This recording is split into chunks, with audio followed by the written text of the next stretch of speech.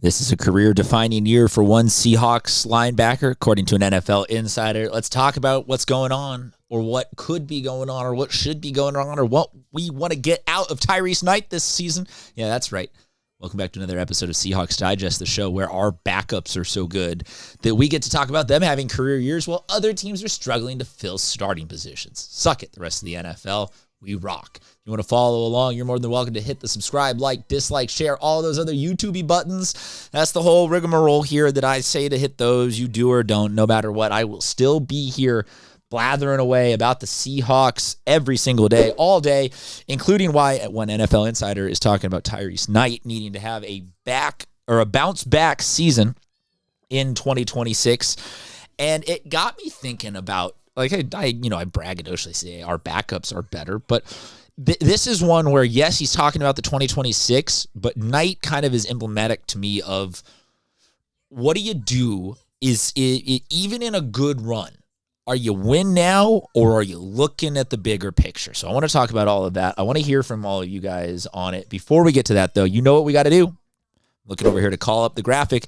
We got to get to talking about Prize Picks and say thank you to them for sponsoring today's video. They're America's #1 sports pick app and the best way to get in on the action right now for new users. If you use the code DIGEST when you sign up, you'll get $50 when you play your first $5 in lineups. That's code DIGEST when you get in on Prize Picks, America's #1 sports pick app, and the best way to get in on the action. Getting in on the action is what Tyrice Knight needs to figure out how to do after having a really solid first season where Mike Macdonald, apologies. I was watching a TikTok about Mike McDaniels before recording this.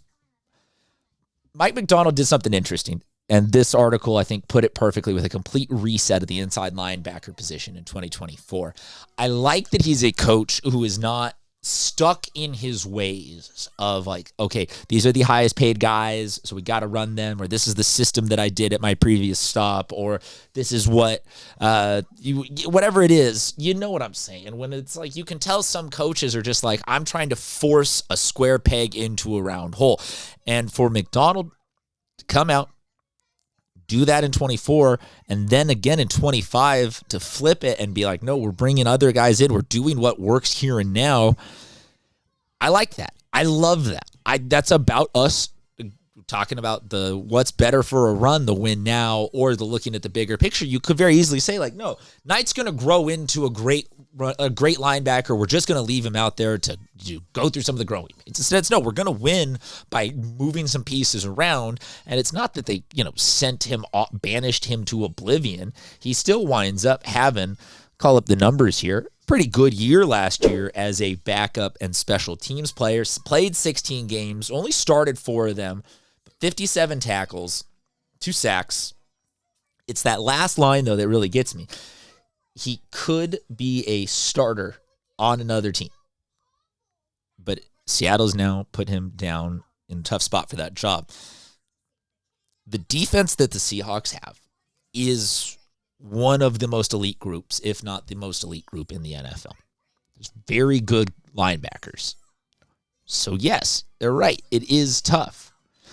But this article then starts talking about how, maybe he is a trade piece, and what is his long-term future with the Seahawks? Is he somebody who needs to get a little bit of playing time so he can advertise himself?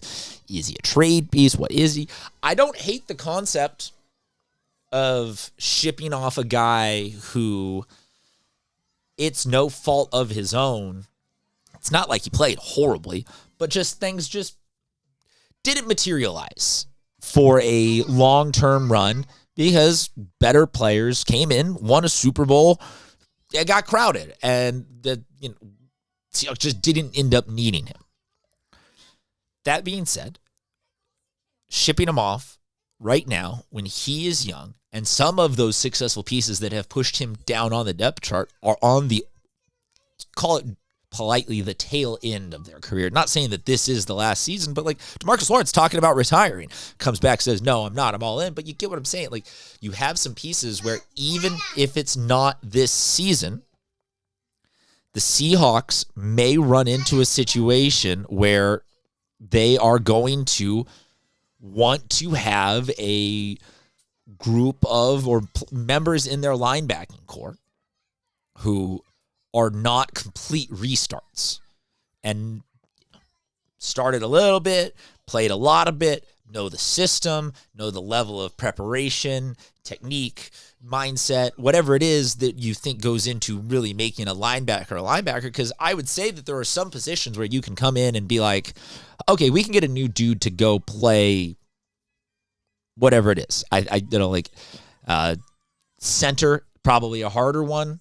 Wide receiver, probably a little bit easier one. Again, I get that as a 5'10 white guy in his 30s. I'm out of my depth. I'm talking about the actual on-field athleticism. But some of them require like a learning of just what is the game about speed-wise, talent-wise, the mental of all of it. And I think linebacker, as much as you can get some dudes out of college who are like freakishly strong, or you can go trade for a DeMarcus Lawrence, or you can go pick up a free agent, it also sometimes is nice to just have a guy who's like, okay, he's been in the league a couple years. He's grown up. He's played for us. It's just there's no adjustment here. Yes, Lawrence or whoever has retired and moved on, but we don't have to go searching. Our backup is here. Maybe we didn't use him to his fullest the last couple years, but leaving him in place instead of trading him for a here and a now kind of addition to add a little something, kept the long-term viability of this defense a little bit higher. So that's where I'm kind of curious. What is the route that you want? Are you a win now, dish this guy, or try and get him some playing time so that we can see if there is a market for him? Or are you just like, hey, sorry, dude, you're going to get your snaps. You're going to start a game or two here or there when someone gets injured. But right now, you're nice depth to have, and you can have the linebacking spot in a year or two. Or you can grow into it kind of thing. Drop a comment. Let me know what you think. Before we get out of here, though, you know what we got to do? We got to say thank you to Prize Picks, America's #1 sports pick app, and the best way for you to get in on the action. And right now, for new users, if you want to get in on the action, use the code DIGEST when you are signing up, and Prize Picks will hook you up with $50 when you play your first $5 in lineups. Prize Pick for returning users has a bunch of great promotions going on. Taco Tuesdays.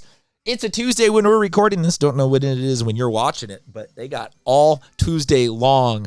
Their board is serving up discounted projections so that you can have a great Taco Tuesdays and then close out your week with Flex Fridays. Use your Flex Friday boost to boost your payouts by up to 40%. All of this going on while you got the World Cup craziness. Prize Picks, America's #1 sports pick app, and the best way for you to get in on the action. Code DIGEST for new users. Sign it up. All right, that's what I got. Thanks, everyone, for tuning in to another episode of Seahawks Digest. We'll talk to you soon.